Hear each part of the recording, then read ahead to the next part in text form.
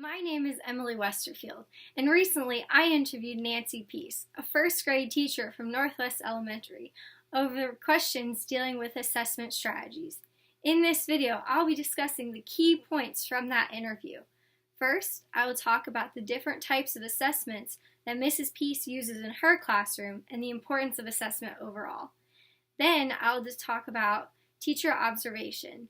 Lastly, I'll discuss some tips that Mrs. Peace gave for pre-service teachers when it comes to assessment. As we all know from this class, assessment is an important part of the classroom. Mrs. Peace said that, quote, assessment is tied to everything she does in her classroom, even morning work, end quote. The book, Embedded Formative Assessment, talks about how assessment and evaluation are used, quote, in the ongoing improvement of the classroom, end quote, which is found on page 33. Assessment is important when it can guide the direction the class is going in their learning. The assessments that Mrs. Peace uses are informal and formal assessments, observations, benchmarking, running records, and NWEA assessments. She believes that the most valuable type of assessment in the first grade would be observation. She says that, quote, by observing, having a conversation, reading with a student, etc., guides my instruction for that student or for all of my students as I see how they are doing, end quote.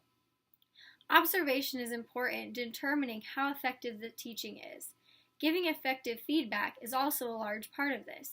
Mrs. Peace describes effective feedback as, quote, being immediate with a truthful statement, end quote.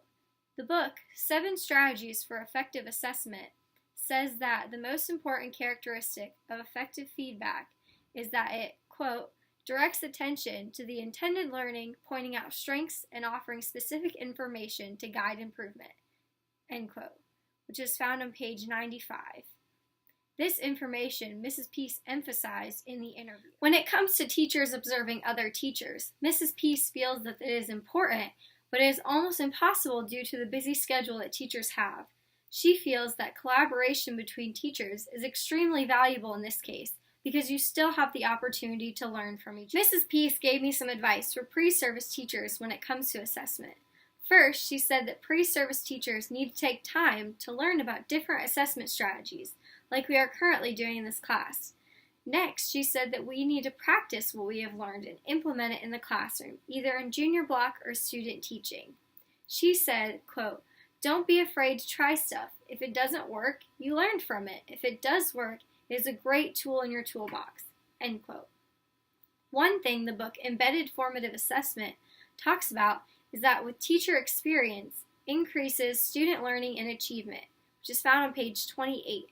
No matter how nerve-wracking it may be to try new assessment strategies, more experience with different strategies will be useful when you have a classroom of your own. In this video, we talked about the key points from the interview I had with Nancy Peace. Overall, assessment is an important part of the classroom, and teachers should experiment with different assessment strategies and work to have effective assessments that guide students' learning.